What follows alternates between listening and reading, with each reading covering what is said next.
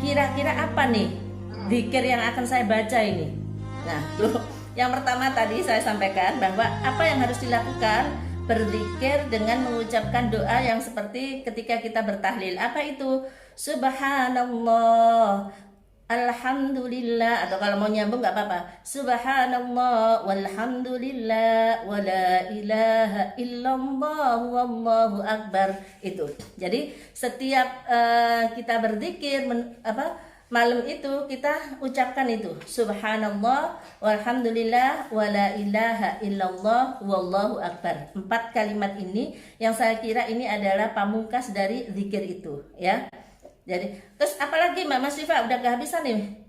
Kita pengen zikir yang lain, boleh. Subhanallah wa bihamdihi subhanallahil azim, gitu. Masih dalam kaitan untuk mensucikan Allah, ya.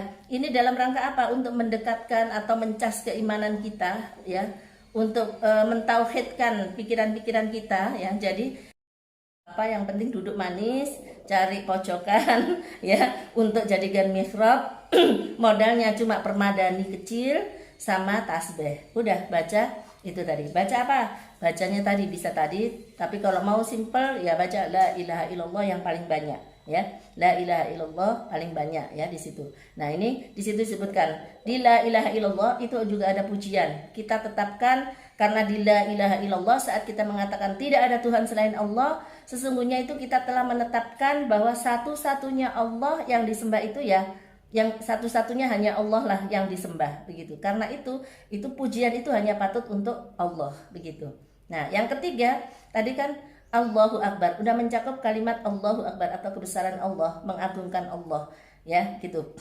Akbar min kulli kabir, ya. Jadi nggak ada yang lebih besar dari Allah, karena kita katakan bahwa la ilaha illallah, sudah tidak ada Tuhan selain Allah. Jadi hanya Allah zat yang maha besar atau maha agung tadi. Sebenarnya begitu, gitu.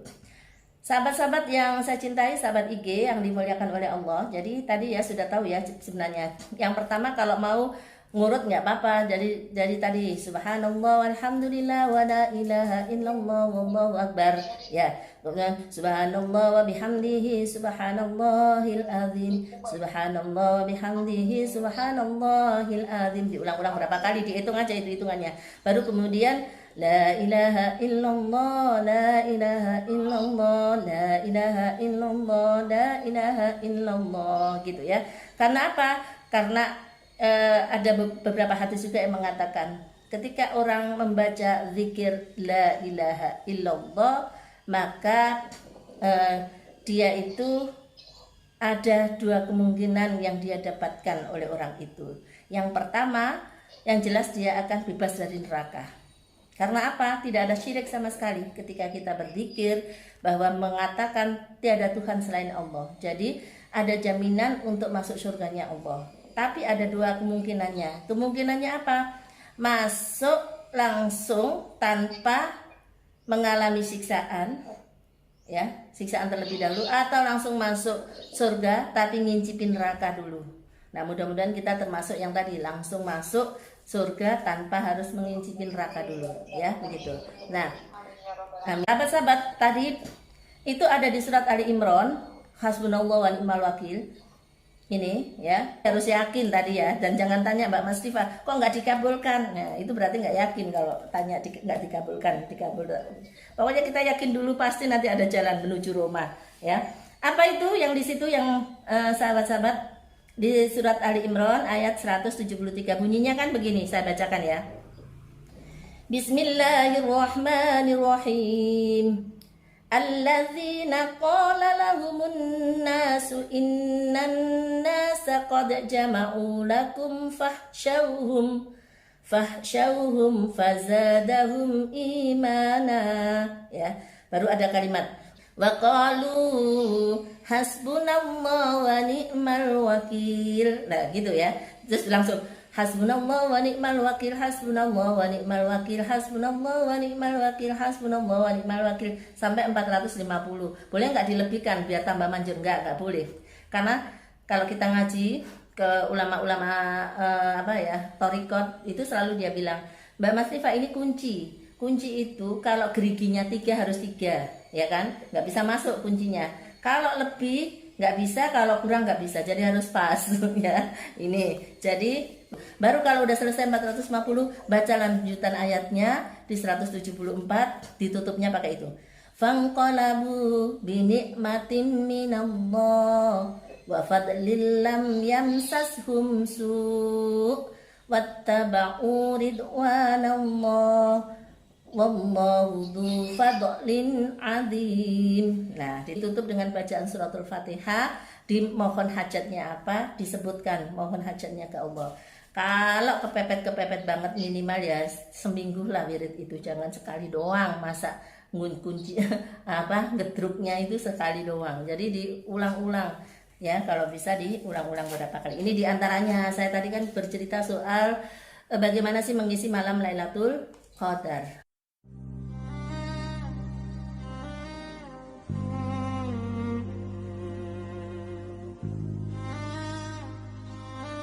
Atau yang sedang menjemput malam Lailatul Qadar, yang pertama tadi berzikir ya, zikirnya sudah saya sebutkan, ada 4 pilihan tadi berzikir, 4 pilihan berzikir tadi. Dan sekarang yang kedua adalah berdoa. Nah, doa yang bagus apa yang harus dibaca saat menjemput malam-malam Lailatul Qadar? Ada doa yang ditanyakan oleh Aisyah radhiyallahu an kepada Nabiullah Muhammad saat, ya Rasulullah, kalau saat ini andaikan ini malam Lailatul Qadar, apa yang harus saya baca begitu. Nah, kemudian Rasulullah ngasih doa. Apa bunyi doanya itu? Allahumma innaka afuwun karim tuhibbul afwa fa'fu anna. Jadi artinya, ya Allah, sesungguhnya Engkau Maha Pemaaf dan senang memaafkan, maka maafkanlah aku, ya. Jadi sahabat IG, tadi yang pertama berzikir, yang kedua berdoa. Allahumma innaka afuwun karim tuhibbul afwa fa'fu anna. Sering kita baca, cuma kita kadang-kadang nggak sadar karena kita nggak paham dengan makna dari doa itu. Doa itu artinya adalah, ya Allah, sesungguhnya Engkau Maha Pemaaf dan senang memaafkan, maka maafkanlah aku begitu. Jadi permohonan maaf ke Allah ini memang. Kemudian yang ketiga, sahabat-sahabat, kemarin memang ada perbedaan pendapat yang waktu hari pertama ya, soal orang yang mens boleh membaca Al-Qur'an gitu. Tapi perbedaan ulama yang utama adalah menyentuh dari Al-Qur'an itu. Karena itu masih dibolehkan, masih banyak ulama yang membolehkan ketika orang mens itu niatkan saja kita belajar Quran karena kita belum lancar, atau niatkan aja kita ingin menghafal Al-Quran itu. Jadi kalau itu yang kita lakukan, kita nggak apa-apa untuk membaca Al-Quran. Kalau yang kemarin yang dipersoalkan, yang diperdebatkan adalah menyentuh Al-Quran, maka nggak usah disentuh Al-Qurannya. Caranya gimana Mbak Mas Rifa? Itu carinya yang Quran terjemah, karena mushaf yang nggak boleh disentuh. Jadi cari Quran yang ada terjemahnya, atau kalau nggak baca yang ada di HP kalian semua. Saya kira karena ikut di ngaji di IG pasti HP-nya canggih semua ya.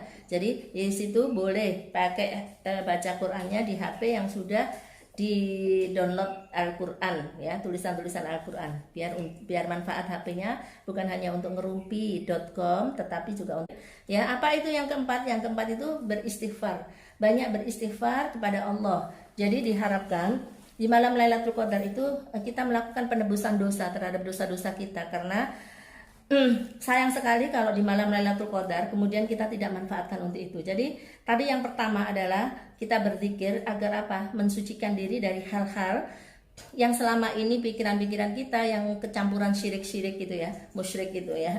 Kecampuran dengan hal itu mudah-mudahan dienolkan kembali, jadi keimanan kita betul-betul murni mengimani bahwa la ilaha illallah, tidak ada Tuhan selain Allah gitu ya. Kemudian yang kedua tadi kita banyak berdoa. Doanya apa Mbak Cipa? Ternyata doanya itu adalah doa ampunan juga yang diajarkan oleh Rasulullah kepada Aisyah radhiyallahu an.